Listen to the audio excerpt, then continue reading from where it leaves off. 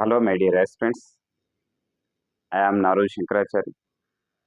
Today we are discussing about Civil Services Preliminary Exam, that is Paper 2. We are called as CSAT, Civil Services Aptitude Test. This is the toughest paper of the Civil Services Examination. పిల్లలు మీరంతా CSAT పేపర్ని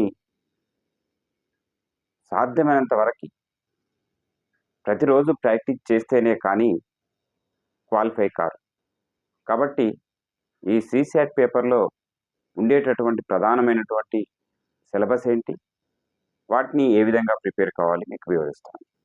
ముఖ్యంగా CSAT పేపర్లో మనకి 7 topics ఉన్నాయి.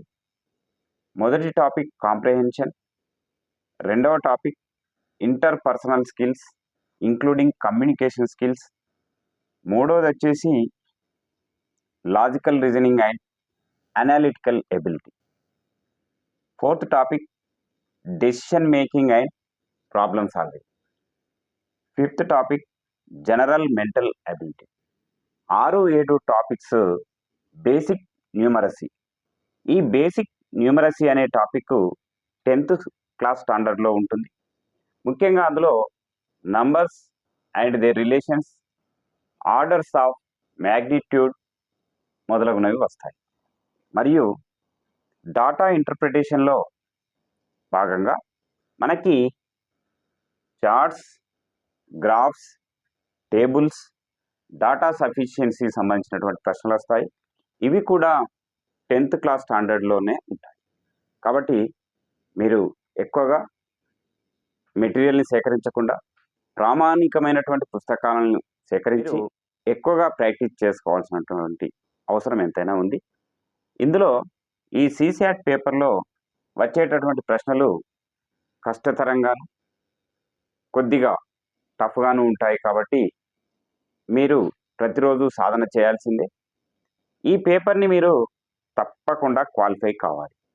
అయితేనే మీకు GS paper 1 పేపర్ని కరెక్షన్ చేసి మీ యొక్క స్కోర్ ఆధారంగా మిమ్మల్ని మెయిన్స్కి ఎంపిక చేస్తారు.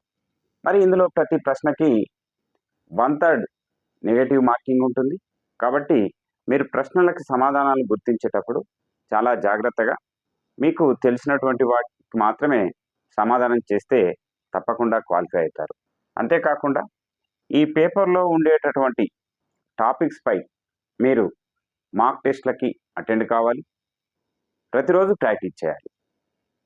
ఇది కొంత నాన్ మ్యాథమెటిక్స్ వాళ్ళకి ఇబ్బంది కలిగించేటటువంటి పేపర్ కాబట్టి నాన్ మ్యాథమెటిక్స్ వాళ్ళు, మెడికల్ బ్యాక్గ్రౌండ్ వాళ్ళు దీనిని ఖచ్చితంగా ఒక పట్టు పట్టాల్సిందే. అలాగని మ్యాథమెటిక్స్ బ్యాక్గ్రౌండ్ ఉన్నటువంటి వాళ్ళు కూడా తొందరపడి ప్రశ్నలకు సమాధానాలు చేస్తే ఎక్కువగా తప్పులు పోయే అవకాశం ఉంది. కాబట్టి ఎవరు ఈ పేపర్ని తక్కువగా అంచనా వేయకుండా అందరూ సరి అయినటువంటి సమయాన్ని కేటాయించుకొని CSAT పేపర్ని కనుక కరెక్ట్గా మీరు ప్రాక్టీస్ చేసుకొని ఎగ్జామినేషన్కి వెళ్ళినట్టయితే మీరు తప్పకుండా క్వాలిఫై అవుతారు, మెయిన్స్కి ఎంపిక అవుతారు. Thank you my dear friends.